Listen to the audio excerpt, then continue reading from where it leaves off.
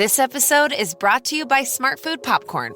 Some decisions aren't the best, like skipping ahead in your favorite podcast. Think of all the banter you'll miss, the lore in the making. Luckily, Smart Food Popcorn is a no-brainer. Deliciously tasty and available in a variety of fun flavors. It's a smart decision every time. Smart Food. Add smart. To learn more, visit smartfood.com.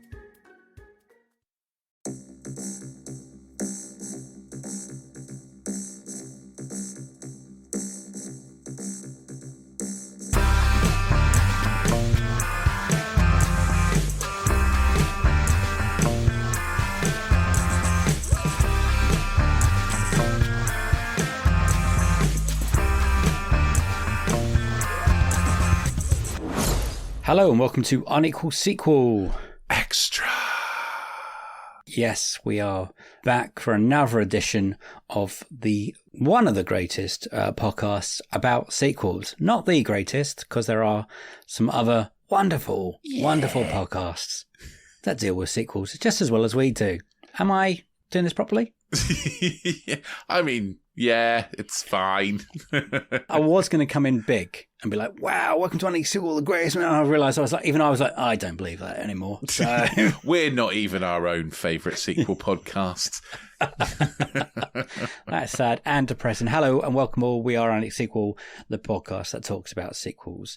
Sometimes we review them. Sometimes we look back at anniversary ones. Sometimes we talk about people's best, worst and dream sequels. That's the best episodes. If you haven't listened to those episodes, go listen to those episodes. They're the best episodes. How are you, Rich? I'm all right, mate. Thanks. Enjoying that intro. Thank you. I feel like I'm losing my mind a little bit. I'm not quite sure why, but it's going to be fine.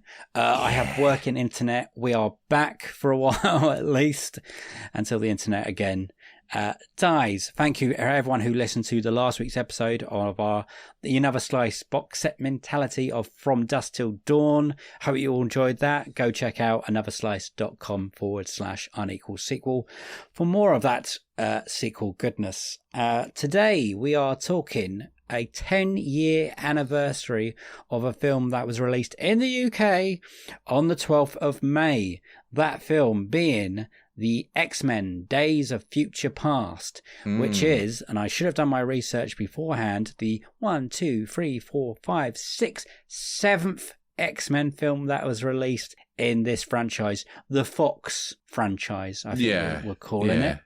Yeah, okay. Which is now dead, but who knows what might happen once Deadpool and Wolverine. Deadpool versus, what is it? Deadpool and Wolverine?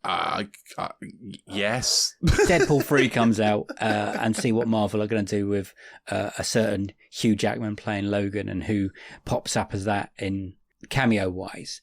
This is 10 years old. Can you believe it? It is a franchise which has lots of ups and downs. It's got X-Men, X-Men 2, or as is X2 they called it, X-Men The Last Stand, X-Men Origins Wolverine, X-Men First Class, The Wolverine, X-Men Days of the Future Past, Deadpool, X-Men Apocalypse, Logan, Deadpool 2, Dark Phoenix and The New Mutants. As I said, it's very up and down. There are some great films in there and there is also some absolute trash. But there is also Dark Phoenix. There's some great films in there. And there's Apocalypse. How do you feel about, because you are a bit of a comic book man, you like this kind of stuff. How do you feel about the X-Men? Like you said, up and down, I think. Yes.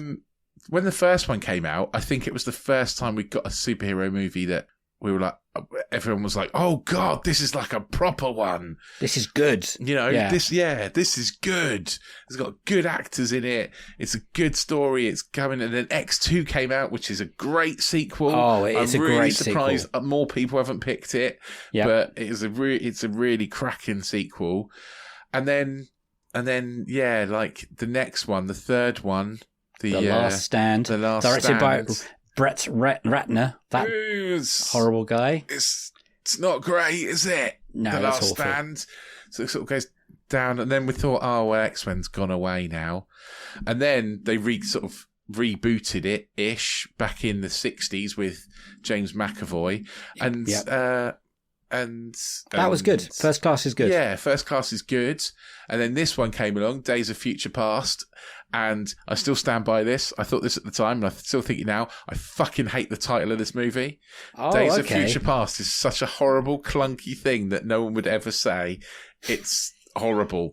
But the movie is good. Does it make sense? The title? Days of Future Past. Not really. And then Dark Phoenix came along as the third one, and that's... No, you've missed Apocalypse. Oh, Apocalypse! Yeah, Apocalypse is the third one. That's not good. And then Dark Phoenix is worse. No, I think Dark Phoenix is better than Apocalypse. Really? Yeah. Oh, okay. Oh, well, we'll rank these X-Men movies at some point. I think we should, because we should do that pretty soon. But they do tend to attract fucking horrible directors. Yes. Really not very nice people. Well, X-Men 1 and 2 and Days of Future Past are Bryan Singer. Notoriously horrible man. And then X-Men 3 Last Stand, like I said, was Brett Ratner. Notoriously horrible man. Yeah. And apart from that, we're okay. I mean, the other ones have directed by Michael Vaughan. Did First Class. Okay, yeah. It's a good director. And then, I don't know. Simon Kingbird did Dark Phoenix. Vaughan? What did I say? Michael Vaughan. That's the former England cricket captain. Michael Vaughan. Matthew Vaughan. Matthew Vaughan as in like Kick-Ass, Layer Cake. Yes. You know, all that kind of, Kingsman, that kind of thing. And Simon Kingbird did Dark Phoenix. I'm not quite sure who did Apocalypse, actually. Bryan Singer, I think. Was it? I think so. Yes, you're right. Yeah. Notoriously bad person. Notoriously bad people. So 10 years ago, Rich, 2014. Yeah, it's wild. That's 10 years ago, but it makes sense. Like, yeah, before my son was born, back when I had a life. Were you a fan of the series by this point? Or yeah. Were you still into it? I remember being excited for this one. Like, I remember it kind of, having some... Because I liked the one before. I liked First Class. Yeah, First Class is good. I think Nicholas Holt's really good in these movies. I think Jennifer Lawrence is great. Mystique. Yeah. Raven. Yeah, Mystique. Yeah. And I think, it just felt like it was kind of, something that we needed. It was a resurgence of X-Men. And then you get some new characters like Bishop, like Omar Sy as Bishop. Yes. Coming in and thinking, oh, that's gonna be cool.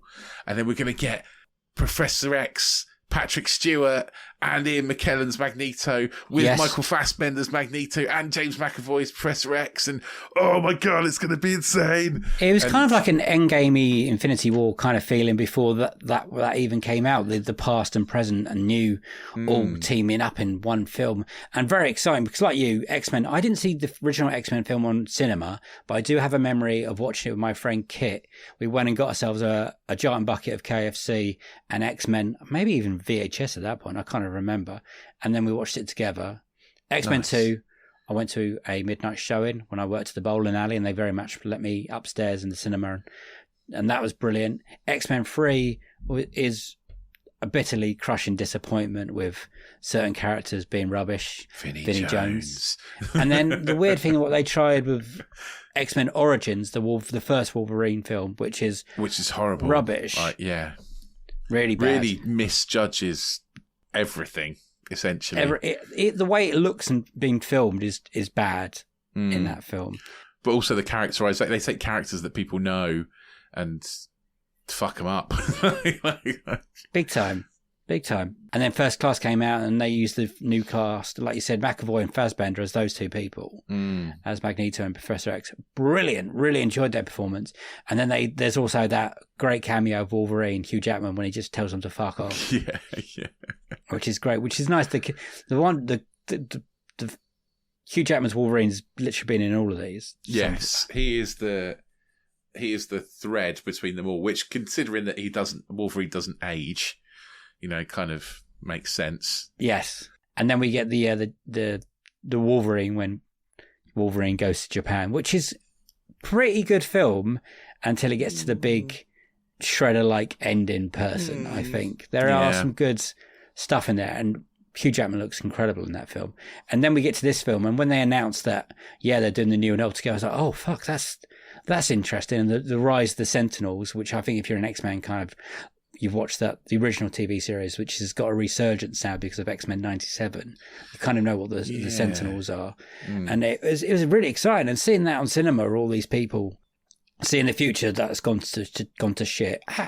Do I do the synopsis or do you do synopsis in this? What do you want to do? Well, I think I do, but I don't mind if you want to. No, I want you to do it because don't care. Because I'm happy to give up the synopsis. No, you go for it because it's definitely your thing. So, what's the synopsis of Days of Future Past? The name, which is so ridiculously stupid. It's quite a complicated one, but essentially. Hold on tight, everyone. In an apocalyptic future where mutants are being wiped out by big giant robots called Sentinels, they figure out a way to send Wolverine back to the past to somehow to stop Raven, Mystique, from killing the inventor of the Sentinels and setting this whole thing on a path.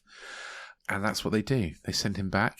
So then he goes and meets younger versions of Magneto and Professor X, wins them all round, tries to stop Mystique from killing Peter Dinklage's character, who's called Trask. Is it Trask? I think. Yep. And then setting off the whole Sentinel program. It's the 1970s, I think, isn't it? It's set. Yes. Yeah. Nixon's in charge. Yeah, it's a sort of 70s-ish, early 70s. So yeah, and that's the plot really. So in the future stuff, you get Patrick Stewart, Ian McKellen, you get Elliot Page as Kitty Pryde, Sean Ashmore as Iceman, and like I said, you got the new characters Omar Sy, and Halle Berry back as Storm. Halle Berry as Storm, which she died in the third one. Who knows what's going on at this point? Yeah, God knows. Like, it's all a bit weird. There is another cut called the Rogue Cut of this film, which has more Anna Paquin in it. Anna Paquin in. I do own it. I think this one. I think the original cut plays better. She does have literally a glorified cameo at the end, pretty much. You get then obviously they go back to the 1970s, and you get the introduction of Quicksilver as Evan Peters, which has maybe the standout scene when they get into the prison and out of the prison. I think that's the bit that I loved the most when I first watched the movie. That scene where he's going around and moving bullets about and moving things around and in the kitchen, going so fast that he's just like no, and he goes back to normal speed, and then everyone's like. And it's done by a cool soundtrack because running fast in films notoriously does look shit. Twilight, yes, yeah. I think they just decided to slow-mo everything pretty much. Yeah, so he doesn't particularly go fast. They slow everyone else down, and he moves at normal speed, but everyone else is like moving a millimetre at a time kind of thing. Really clever. It's really clever. Really fun. Really fun. clever. Really and that's fun the thing now. People, they do that a lot now, but back then that was like quite a new kind of thing, and I remember it being really clever. Yeah, and then they try and do that pretty much in the next two films, I think, with him as well. Yeah, I think so. And they've done it in The Flash and all those kind of, like, they've borrowed it kind of from that really badly. It is right. So, yeah, so actually that's a pretty good synopsis and stuff. But this is the first Quicksilver we get, and then we get another Quicksilver later, right? No. We get another Quicksilver in the Marvel universe. In the Marvel universe, which is a different universe to this universe. But it's the same. And they hint at this one about Magneto being Quicksilver's dad, don't they? Yes, they do. It's like, hey, my mum knew a guy who could move metal with his mind once. And everyone just looks at each other. Yes, she did. So, are you a fan of this film, Rich? Yeah, I really like it. I mean, it feels wrong to say that I like it because Bryan Singer is a horrible asshole and I shouldn't like his movies, but I really do like it. It's a good fun movie. It's a good X-Men film. Do you know what? I think Jennifer Lawrence is so good in it. Like yes. She plays her part so well as she's the anchor. Yeah, absolutely. She is kind of the emotional heart of the movie almost. She's the one who's torn in half by this whole thing. She's out for revenge, and turns away from it at the last minute. You know, it's kind of, I like her. She doesn't, you know, she stays as Raven. She doesn't become full Mystique. Not yet. You know, I don't know what the future holds. You know, but yeah, and also I'm like watching it, and her whole motivation is how she's been rejected her whole life for basically being a blue person, and I'm watching it going, I love her as a blue person. If I met blue Jennifer Lawrence as Mystique when I was a teenager, I'd be like, you are the most beautiful thing I've ever seen. Oh God, Rich, this is a kink. Well, it does help that she looks like Jennifer Lawrence as well. Oh yeah, I mean, true, but like, you know, yeah, I think that's where like Nicholas Holt's Hank McCoy comes from as well, right? He's like, you don't need to be anything else, just be yourself. You're amazing. You know, that's why they have that relationship. The relationships are interesting in this film, like because you got the relationship between Raven and James McAvoy's Professor Xavier, the brother-sister thing they're going for, and then you also have the weird will they won't they relationship with Fassbender kind of as Magneto. But again, that's more like a fatherly, brotherly relationship, don't you think? Do you feel? Or, I don't know. I felt some sexual tension there when they're in the phone booth together. Maybe. And then obviously you got the Nicholas Hoult who's still kind of hiding himself a lot, not to be Beast. Yeah. Which is also an interesting storyline because eventually you know that Beast he's blue all the time. If I was Beast, I'd just be blue. I'd be like, come on then, bring it. Yeah. And then, obviously Hugh Jackman as Logan is probably the linchpin and would you say the main character? Yeah, he's the one that sort of links the past and future together in this, isn't he? It's interesting when he goes back and he hasn't got his metal skeleton. Yes, I like that. He's got his adamantium. He's still got like bone claws and stuff. You can see when because there's also strikers in this film as well. Weirdly, yeah, that I find a bit of a shoehorn. Yes, you can see when that happens. He's like, "Oh, I can do something with this guy." And Stryker seems to age a lot quite quickly. From the young guy to Brian Cox. Yeah, he goes from Josh Hellman to like Brian Cox in a few years. It does seem that way, but that character does pop up again, definitely in Phoenix. Yeah. In Dark Phoenix, you also have the Weapon X scene when they find Wolverine, kind of cut him loose. I haven't watched that film for ages, actually. No. Was it nice seeing Halle Berry back as Storm? Did she get? Yeah, she's not. She's always very much.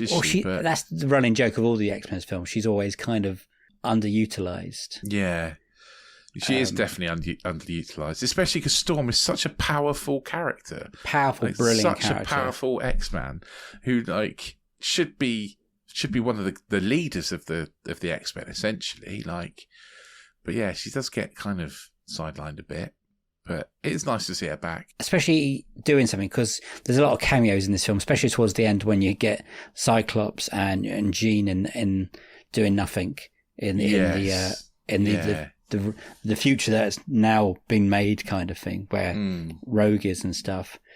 So given her, I think they were due to give her some kind of action scene after kind of killing her off in the third one, and then that's sort of what I was thinking. Like, does that mean the third one never happens? Does this rewrite the timeline? But that doesn't explain why she's alive in the future of this. Yeah, I don't know that either. But saying that, Charles Xavier also dies in the third one. Yeah, and then we know he's alive because he's in Logan, isn't he? Later, was like really old man Charles.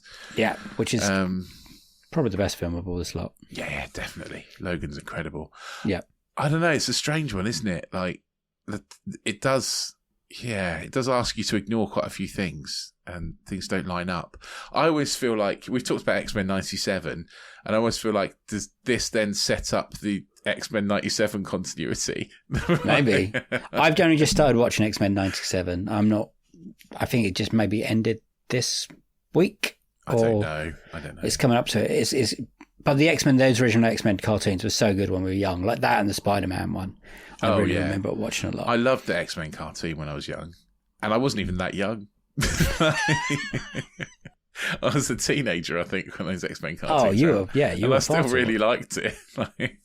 Yeah, who's your favourite X-Men? Quickly. I like Beast. Beast has always been my favourite. Quite like Gambit as well. I like Gambit's my favourite, and I was about to say we haven't seen him on cinema, but we have. He is in that stupid Wolverine film. Taylor Kitsch plays him for a bit. He's rubbish.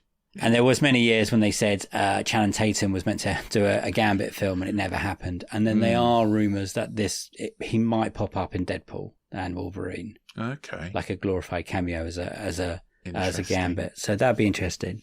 So and I think there's X-Men 2 when you see Remy LeBlanc name on a computer screen or something, and I was like, oh fuck, he's coming. Yeah, never does. And he hasn't. Well, he kind of did. And I was like, oh. Yeah, bad. It's not good, is it? But no, this film's got this nice set. I love the when Fassbender's Magneto's picking up. I think it must be a football field or a baseball field. Yeah. I never quite understood why. He wanted why? Encircle the White House. Yeah, like, trap everyone in. And trap everyone in. Right. Okay. Especially when he's taken over the Sentinels with the metal bit, so he can control them all. I thought that was brilliant. Ending wise, it's quite cute when the future all turns out well, but it's a little cheesy, isn't it? It is very cheesy, and I don't know if the end, like as good as the Magneto moving a bit over is cool. After that, it's all about the will she, won't she kill Trask kind of thing. And it doesn't have this big kind of, I suppose it does have a big set piece because that's the move in a football field's pretty cool. Yeah. And I like the future stuff at the beginning, and I like that you just keep seeing them getting wiped out like twice. Did you like how the whole carting back and forth and Kitty Pryde struggling to contain Wolverine, and Wolverine stabs her at some point? So it ups the stakes a little bit more. It does up the stakes, yeah, because there's a point where he's kind of like underwater and drowning, and so Wolverine can't die, so he can't drown either. So he just I don't know. Can he not drown? Well, he doesn't. Yeah, but maybe just slower than other people potentially. Like I don't know. Because he regenerates, doesn't he? So maybe drowning, he's kind of regenerating, but also drowning at the same time. So he's sort of in a state of perpetual, like, half consciousness potentially. I don't know. He's just drowning for a long time. Bless him. And he kind of, I'm confused because he has that memory when he gets taken out of the water, and that's where Stryker kind of gets him, I feel.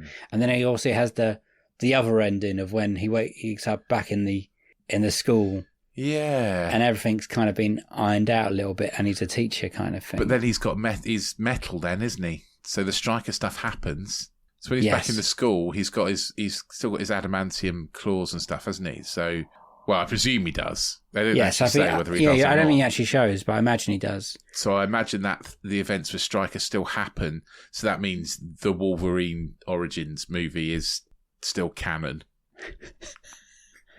Yeah. Even though it's horrible. And they killed the old Deadpool. Poor Deadpool. What they do to him in that movie. Yeah, poor Ryan Reynolds. Yeah, that came out. But hey, it went out all right. Yeah.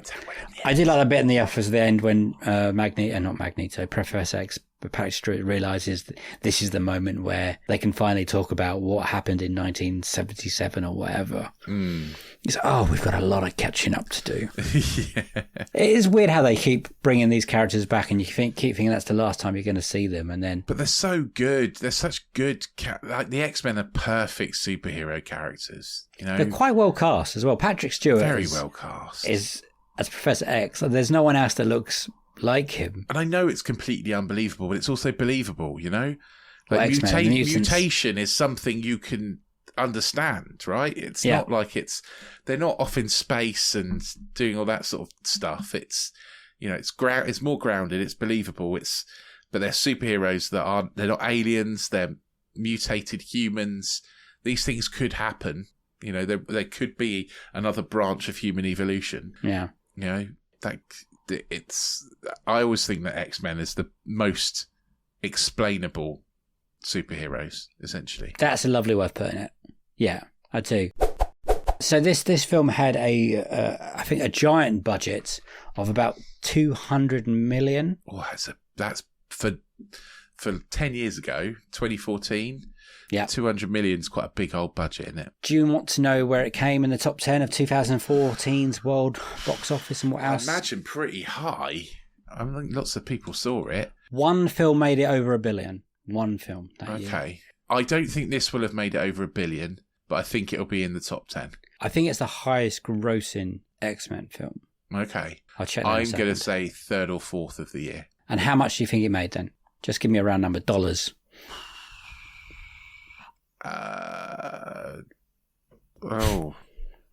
His mind's gone blank. 700 million. Okay. So number 10, Interstellar, and that's $681 million. Oh, okay. Number 9, The Amazing Spider-Man 2, just over $700 million. Oh, Number 8. I'm out already. Yeah. Number 8, Dawn of the Planet of the Apes, which did fucking well. 710 million. Wow. Didn't realise that did that well. Number 7, Captain America, The Winter Soldier, 714 million. Number 6, X-Men Days of the Future Past, 746 million. Oh, okay. Wasn't Good, far right? off. No. Number 5, it was up against some competition as well. Number 5, The Hunger Games Mockingjay Part 1, 755 million. Jennifer Lawrence was hot in this is a 2014, right? 4, Maleficent, 758 million. Oh, That's a okay. surprise. That's a surprise. Number 3, The First Guardians of the Galaxy, 772 million. Number 2, The Hobbit, The Battle of the Five Armies, 956 million. Wow. And number 1, Yeah. with just $1.1 billion, Transformers, Age of Extinction. That made over $1 billion. Yeah.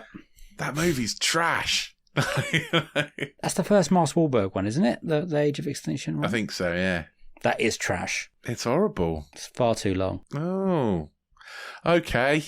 Good. Incredible money. Got its money back. Yeah. So 200 million budget made 750, Pretty good. did you say? You can see why Ish. they carried on with Apocalypse Hmm. and Dark Phoenix and eventually the New Mutants. We'll get to. So Rotten Tomato, thank you, Sequelizers. What do you reckon? Critics score first. We're doing Rotten Tomatoes, not IMDb. Okay. I think it's going to be pretty high. I'm going to say 83.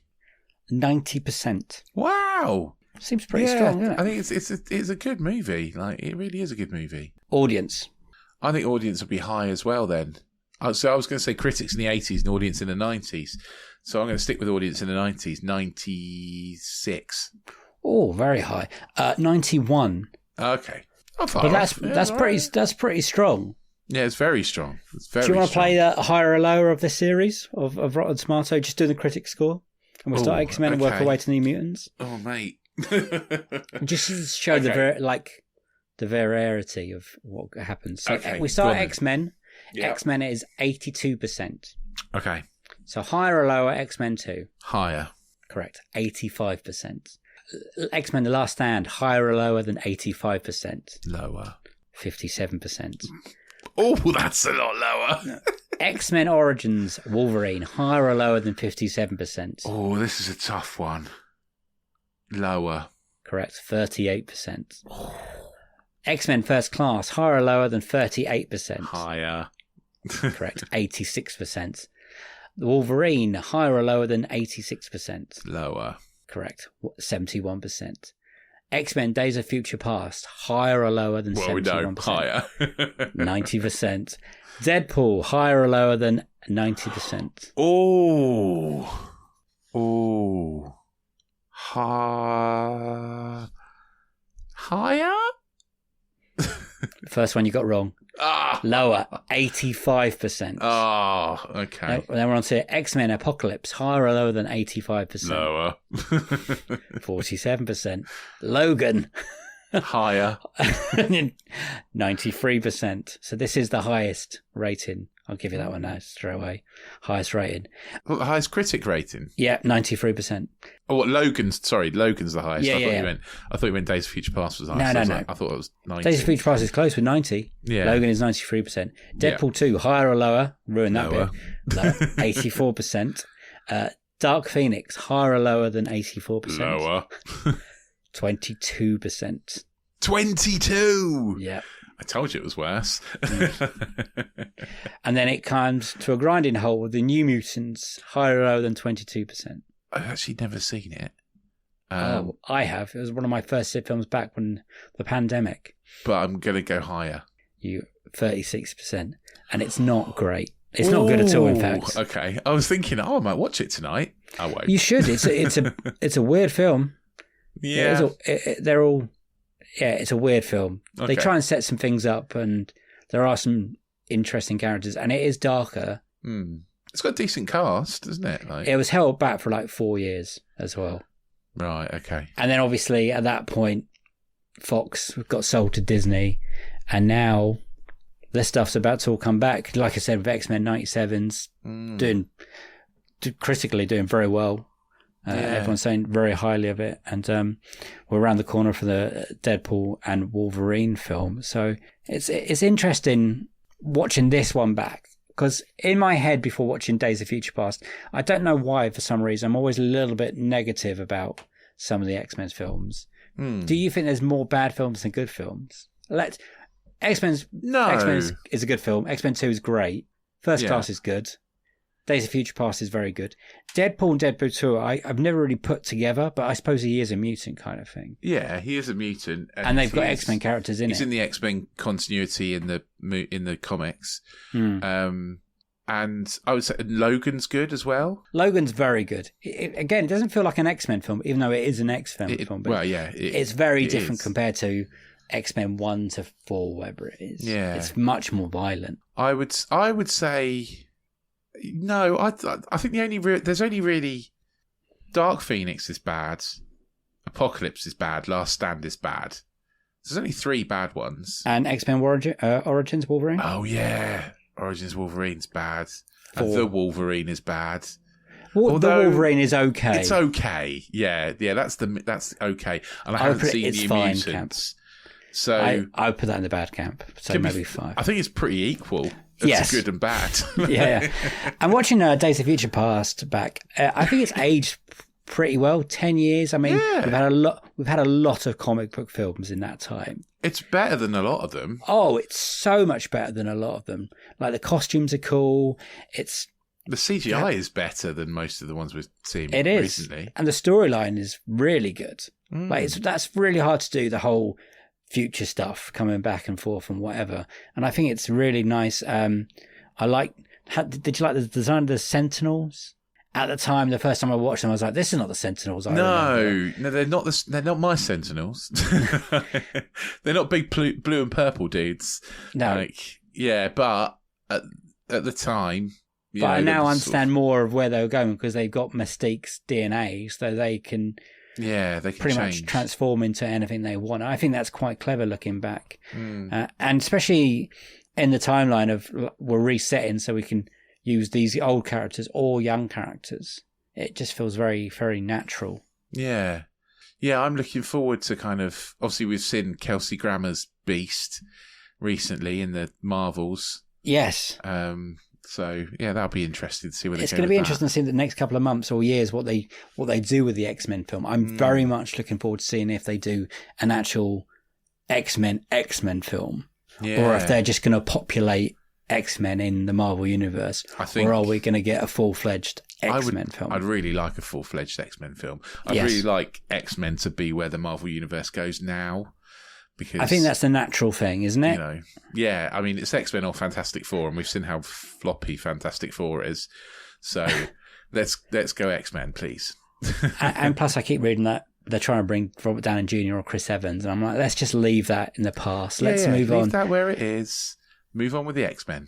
Would you, with the X-Men, and I know Hugh Jackman's playing Logan still in Deadpool. And Wolverine. Any of these other characters that you'd like to see come back, or do you think new slate? Well, any of the actors or any of the characters? Yes, actors. Not the characters, actors. I think we could go a new slate. I think we could... I don't know, actually. I think it'd be nice to have, like, Fassbender and James McAvoy sort of carry on, maybe. Like, they're the old men now. I just remember we saw Patrick Stewart in that Doctor Strange and the... We did, but apparently that's not a thing. Like, that's not going to... I don't know. Well, obviously, because John Krasinski isn't Mr. Fantastic. That's just another universe somewhere. Another timeline. Another timeline. But yeah, so maybe it'd be nice to like have Fassbender and McAvoy and Jennifer Fassbender Lawrence is so good. Yeah, as that character. Yeah.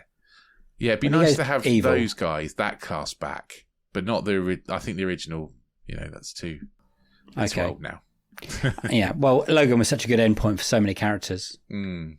And, I'm quite worried about what they do with you. But this whole timeline business is interesting. Yeah. Which is, again, they kind of set up a little bit in Days of Future Past. And I think it's good. I think this is more of a celebration of a Days of Future Past than an anniversary special we've done than we have for a while. Because genuinely, I think watching it back, movie. I kind of forgot how good it was as well. Set aside that it's made by horrible people, or a horrible person, and it's a good movie. Yeah, we recommend it. It's a Unequal sequel. I don't know. I don't think we have to do them on this episode. I don't know about that. It's equal. Yeah, it's close. It's close. I hadn't thought about it because we don't normally do that.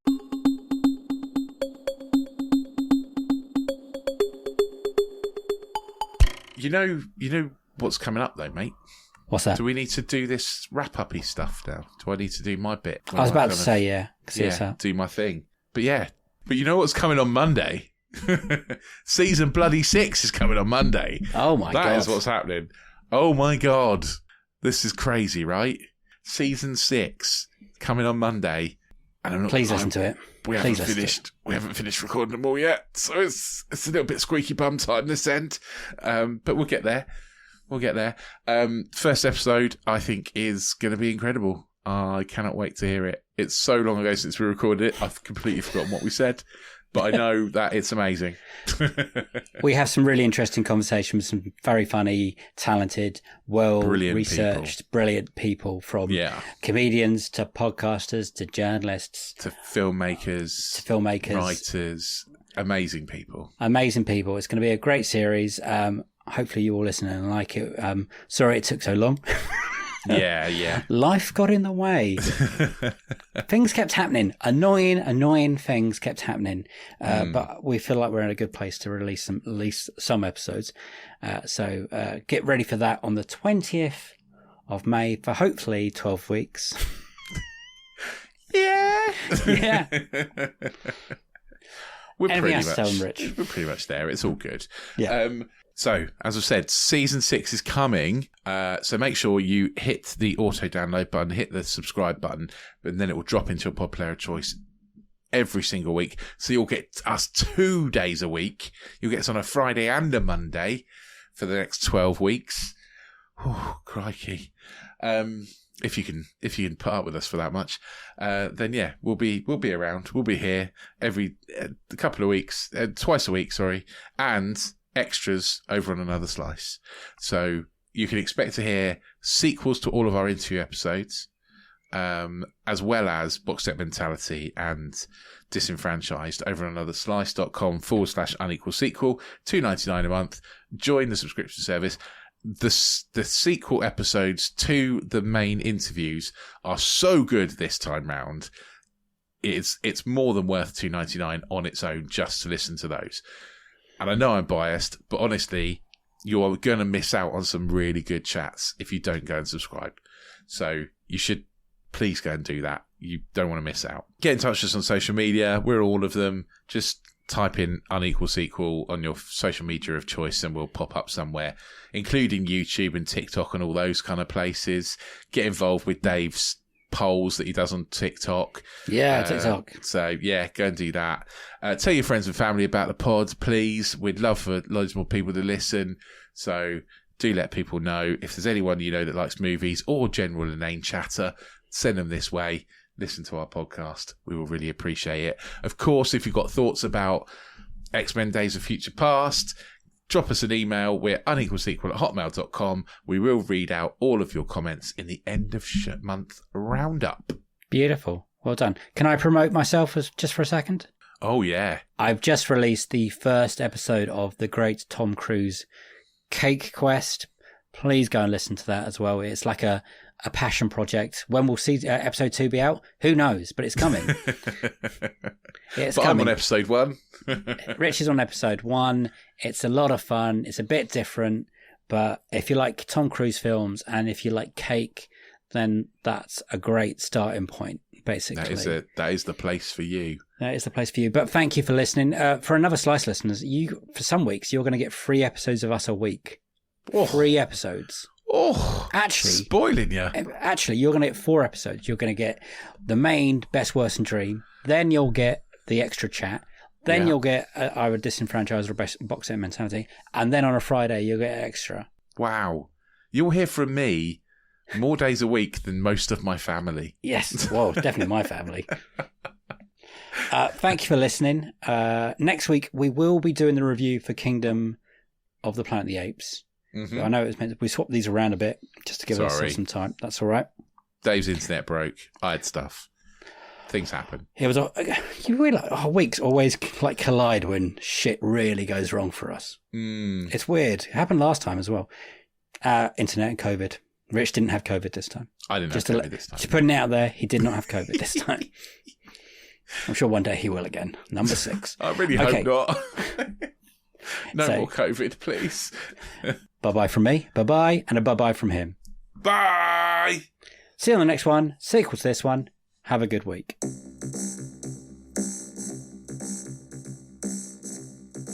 We should really do a ranking of the X-Men. Yeah, we should, shouldn't we? Yeah. Well, once you watch New Mutants, let me know, and I'll go watch about Apocalypse and Dark Phoenix again, I think. And Deadpool 2. I probably need to watch all that again. I don't feel like I have to watch The Last Stand ever again. I know where that is. Yeah, we know where Vinnie Jones is. I'm the Juggernaut, bitch. Oh, I hate that line. That's so bad. I hate it so much.